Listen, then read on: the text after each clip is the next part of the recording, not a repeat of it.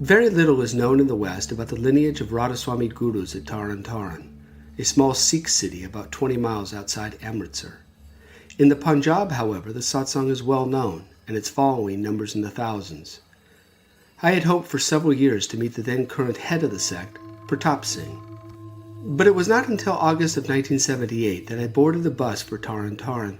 The name literally means a raft which carries one over a large body of water, a town most famous for its large golden Sikh Gurdwara.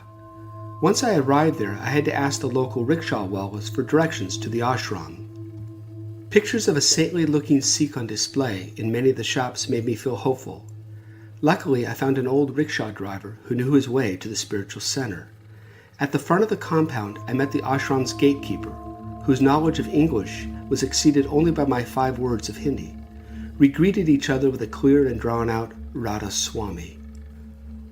I was ushered into an open, rather empty-looking courtyard. A few people, who I took to be sadhus, were lying in some shade. The heat was about 100 degrees and the humidity felt about 90%. One of the first things I noticed in the ashram was a series of pictures of the different saints of Tarn Taran. Most noticeable, in the center of the back wall, was a picture of the founder, Baba Bhagat Singh. He had a powerful lion-like face. There were also photographs of Sant Deva Singh, the second master in the lineage, and of the late Jagat Singh of Beas. It was around noontime when I saw Pratap Singh. I liked him immediately. He has a large nose and a robust physique. While the saint of Tarn Taran and I conversed, the secretary of the Dera acted as a translator. We discussed the history of the group.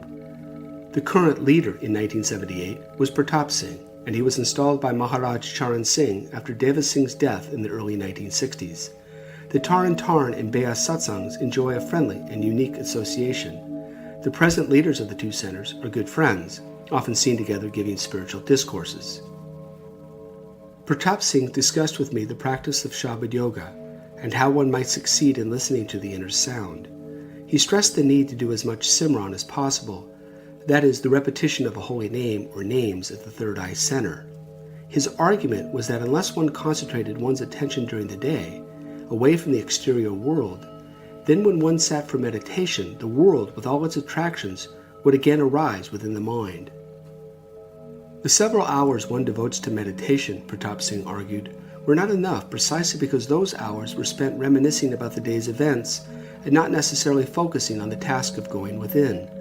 I was reminded during Pratap Singh's conversation of Jagat Singh's admonition to do Simran as if one were collecting or counting precious jewels.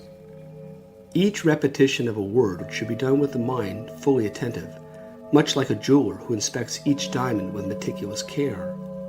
Pratap Singh also displayed during this time a wonderful sense of curiosity.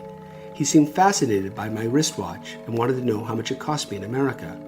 When I told him the price, I think it was around $20, he seemed duly impressed and thought I got a good deal. Indeed, I felt tempted to offer it to him, but knowing that gurus like Pratap Singh did not accept such gifts, I thought it might be rude, so I held back. I was a bit shocked when Pratap Singh then informed me of his fondness for wrestling. The famed saint of Tarn Taran, a wrestler? I could tell by the twinkle in his eye that he loved the sport. In fact, he described his recent contest with his friend, the late Dr. Randolph Stone, who was the founder of polarity therapy, at the house of Charan Singh. I don't know who won the contest, but if I were a betting man, I would place my money on the saint of Tarn Taran.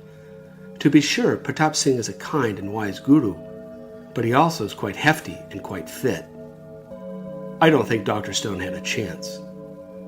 Shaking Pratap Singh's hand for the last time, feeling his grip grow tighter, I was very tempted to challenge the guru to an arm wrestle. But alas, I was too shy. Of course, Pratap Singh would have none of that, so he stood up and gave me a huge bear hug. Till this day, I can still vividly recall how tightly he squeezed me. I can also never forget the warmth and friendliness of this saint of Tarn.